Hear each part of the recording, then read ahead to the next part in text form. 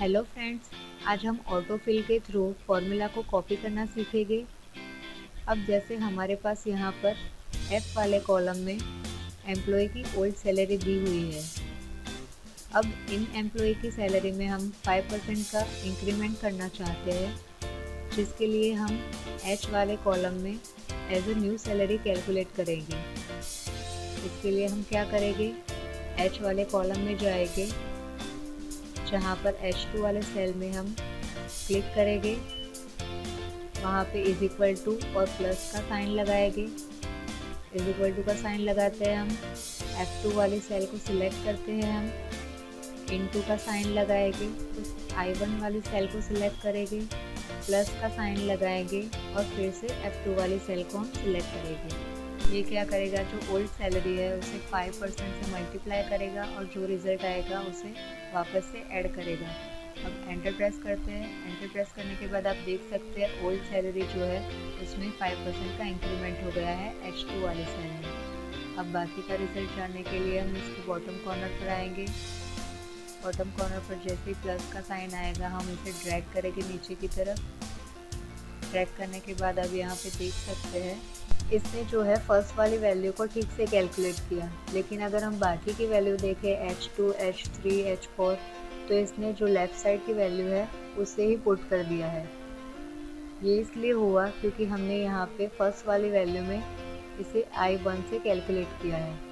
अब ये जब भी H3 में जाएगा तो ये I2 वाली सेल को सिलेक्ट करेगा, H4 में जाएगा तो ये I3 वाली सेल को सिलेक्ट करेगा, क्योंकि राइट साइड में यहाँ पे कोई वैल्यू पुट नहीं की है, यानी कि इसने यहाँ पे रिलेटिव रेफरेंस का यूज़ कर लिया है, क्योंकि आई वाली सेल यहाँ पे ब्लैंक है, इसलिए इसने यहाँ पे ओल्ड सैलरी कैलकुलेट करके दिखाई हमें।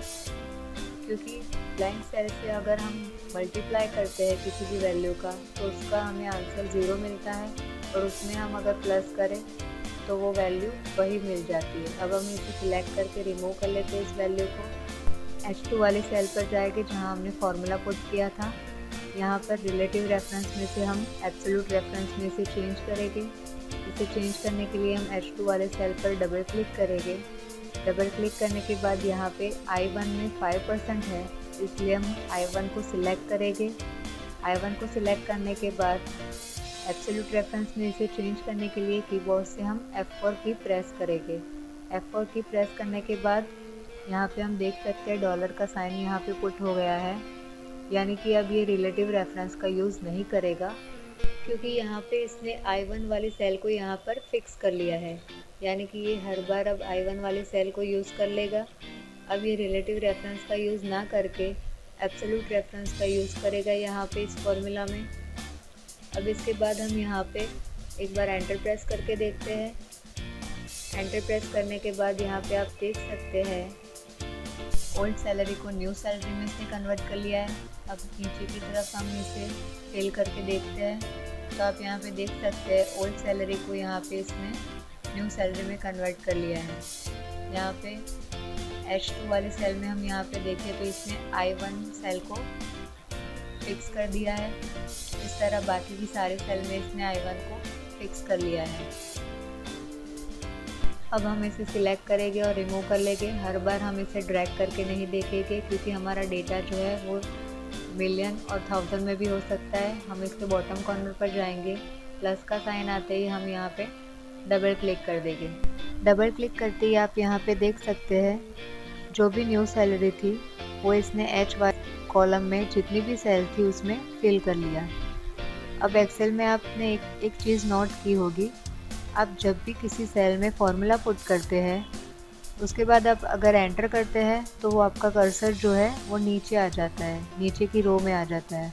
तो अगर आप ऐसा नहीं चाहते कि आपका कर्सर जो है नीचे आए, तो उसके लिए हम क्या करेंगे, उसके लिए हम H2 वाले सेल में जाएंगे जहाँ पे हम डबल क्लिक करेंगे।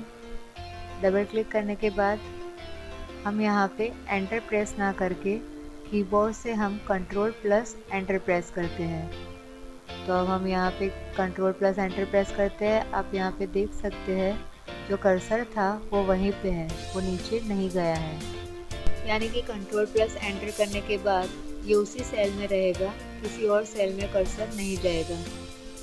अगर आप यहाँ पे F वाली कॉलम में कुछ वैल्यू यहाँ से रिमूव कर देते हैं, जैसे कि हम यहाँ पे F7 वाली वैल्यू को यहाँ से रिमूव कर देते हैं, उसके बाद हम यहाँ पे F13 वाली सेल को रिमूव कर देते हैं, F19 वाली सेल को रिमूव कर देते हैं। इस तरह से हमने कुछ सेल को यहाँ पे रिमूव कर दिया। अब हम यहाँ पे H वाली कॉलम में जाएंगे, जहाँ पे हमने वैल्यू ढूंढी थी उसे सिलेक्ट करेंगे और रिमूव कर देंगे। उसके बाद हम इस वैल्यू में जाके इसके बॉटम कॉर्नर पे जाके डबल क्लिक करेंगे, तो आप यहाँ पे देख सकते हैं इसने जो वैल्यू है वो नीचे तक फिल नहीं की है। यहाँ पे F वाली कॉलम में उसके लेवल पे जाएंगे, वहाँ पे हम राइट क्लिक करके उस कॉलम को हाइड कर देंगे। F वाली कॉलम को हमने हाइड कर दिया। उसके बाद हम फिर से यहाँ पे न्यू सैलरी को देखते हैं, तो उसके लिए हम इसके बॉटम कॉर्नर पर जाएंगे, प्लस का साइन आते ही हम यहाँ पे डबल क्लिक करेंगे। तो आप यहाँ पे देख सकते हैं अब H वाले कॉलम में हमने जहाँ तक की वैल्यू फिल करवाई वो अब यहाँ पे न्यू सैलरी में दिखा रहा है हमें। उसके बाद हमने जो कॉलम को हाइड किया था उसे अब हम अनहाइड करना चाहते हैं, तो उसके लिए हम क्या करेंगे, ई वाली कॉलम को हम यहाँ से सिलेक्ट करेंगे, H वाली कॉलम को भी सिलेक्ट करेंगे, उसके बीच में आके यहाँ पर हम राइट क्लिक करके अनहाइड पर क्लिक करते हैं। तो ये क्या करेगा, अब जो भी कॉलम हमने हाइड किया था वो अब अनहाइड हो जाएगा।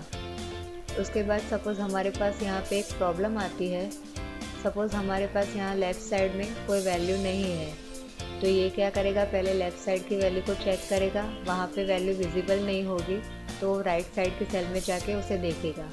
सपोज़ हम यहाँ पे अब G वाली कॉलम को सिलेक्ट करते हैं, सिलेक्ट करके हम यहाँ से राइट क्लिक करेंगे और उसे डिलीट कर देंगे। अब हम यहाँ पे न्यू कॉलम ऐड करना चाहते हैं, तो यहाँ पे हम क्लिक करके राइट क्लिक से इंसर्ट पर क्लिक करेंगे, तो G वाला न्यू कॉलम हमें यहाँ पे ऐड दिख रहा है और न्यू सैलरी है वो H वाले कॉलम में डिस्प्ले कर रही है।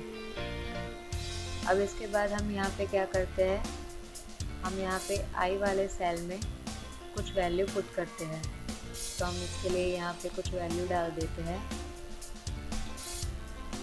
I वाले सेल में वैल्यू पुट करेंगे हम।